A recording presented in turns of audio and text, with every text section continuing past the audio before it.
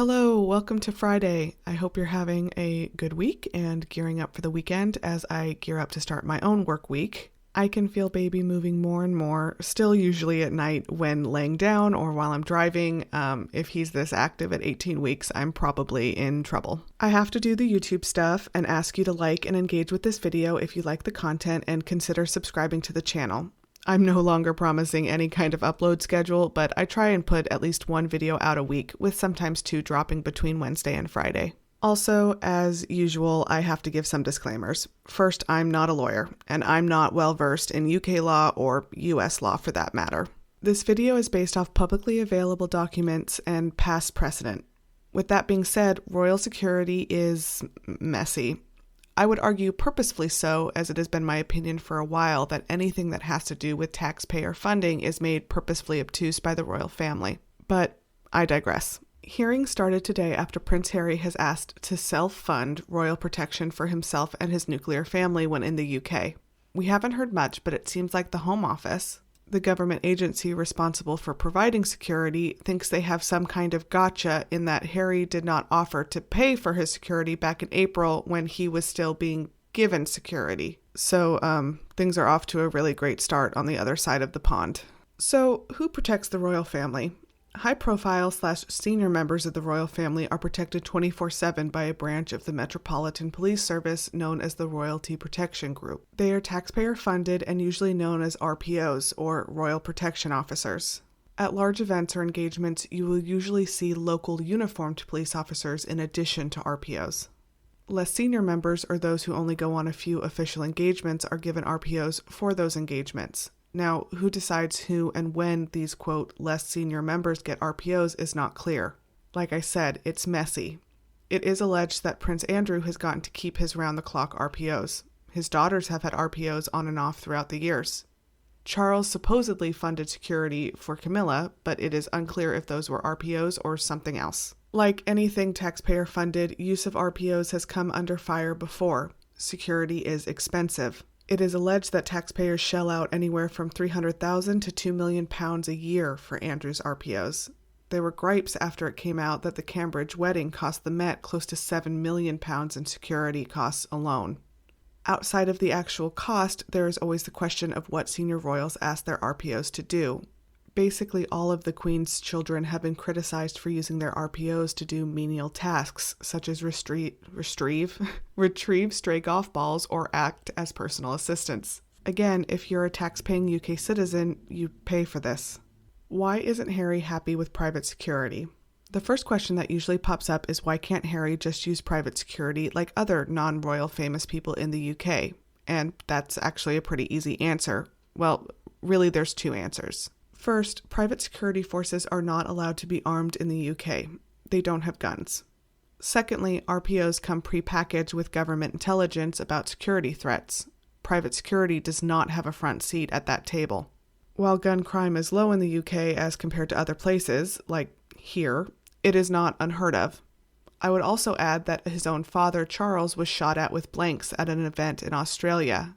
Perhaps more importantly, Princess Anne had an attempted kidnapping back in the 70s, which led to her driver and a protection officer being shot. While there haven't been any high-profile attempts against a royal's life in recent years that we know of, the cost of royal security has skyrocketed over the past few decades, supposedly due to increased threat. Harry, Meghan, and their family bring special needs to the table when it comes to security. While UK tabloids might like to pretend there's no race problem in the UK, Harry marrying a mixed-race woman brought certain people to light. The couple were sent racist letters, including one that included an unidentified white powder. A UK white supremacist called for Harry to be killed, labeling him a, quote, race traitor for marrying Meghan. 2 teens were actually sentenced to prison time for threatening to again kill Harry for marrying Meghan, among other neo-Nazi-type online posts. Harry and Meghan claimed during their Oprah interview they were told by the royal security that they had at the time that they had a very high security risk. Usually, after whining about private security options, the next thing Rhoda claim is that the Sussexes left the family voluntarily, so they're not entitled to security. My response to that is just unbridled frustration. Were the Sussexes literally thrown out? No. Did the family make it impossible for them to stay working members? Yes. It's textbook gaslighting to say that Harry and Meghan had no reason to leave, and it crosses the line into scary if you believe them when they say that security was hung over their heads in an attempt to get them to come back. Well, what can the Queen do? The answer is a lot, at least I think so. It seems like the UK government and royal family want to point fingers at each other as to who decides who gets security. Again, it has been alleged that the Queen herself intervened to keep Andy's security. As Royal Suitor pointed out on Twitter, Harry was given police protection for Philip's funeral, but not for the Diana statue unveiling, although those were both considered private family events. I don't think it is unreasonable to conclude that these folks aren't going off of hard and fast rules. Are the Sussexes entitled to security when they come back to the UK? My personal opinion is yes, but let me back that up with some facts. The first is that Harry inherited a large portion of his security risk by nature of his birth, which was, again, not his choice. The second is that he did not leave the senior ranks of his family really by choice either. He was left in an untenable position. He didn't just decide to move. I would add here that Harry and Meghan have not been stripped of their titles, and Harry and his children remain relatively high up in the line of succession. Those things did not change. Harry remains the son of the next king and the only sibling of the one after that. While he may no longer be, quote, working for the firm, his position in it remains largely unchanged.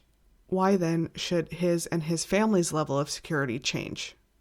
I would also like to add here that we have seen what happens when Harry comes back with private security. When he went to the UK for Diana's statue unveiling in June, he also attended a charity event where his car was then surrounded by people. It doesn't work without the police. The police aren't for hire. I'd like to say first that this doesn't appear to actually be true, but I would secondly like to say it doesn't matter. Harry was born Prince Harry. He and his wife are the Duke and Duchess of Sussex. They retain their high-ranking titles and places in the line of succession. Harry and his family should receive the same protection other high-ranking members of the royal family receive, and while it's kind and thoughtful for him to offer to pay for it, he shouldn't have to. If the UK taxpayers want to retain their royal family with all their trappings, then Harry, his wife, and children are a part of that. The timing. Oh, how telling it is that a court action which was filed in September of 2021 but wasn't made public until Andrew's trial proceedings were heating up. That is shocking to me. I will also add that it's frankly hilarious that after making the court action news to try and distract from Andrew, Rhoda are today claiming that the hearings happening, which Harry of course had no control over the timing, is an example of Harry being cruel to the Queen. UK media continues to be desperate for Sussex content, the family desperate for information they can then leak to the media to score points. While I think there is real consternation about the fact that every major royal event for the foreseeable future will be dominated by questions on whether or not the Sussexes show up, there is also the feeling that the Sussexes being absent is yet another way to attack them as being unfaithful to the aging Queen. Outside of the UK bubble, especially with the consideration that Andrew has kept his police guards while Harry has been stripped of his, I think Harry has made the case that it is not safe to bring his family back to the UK without the level of protection that is afforded to members of the royal family. A family that the Queen herself said the Sussexes were still very much a part of.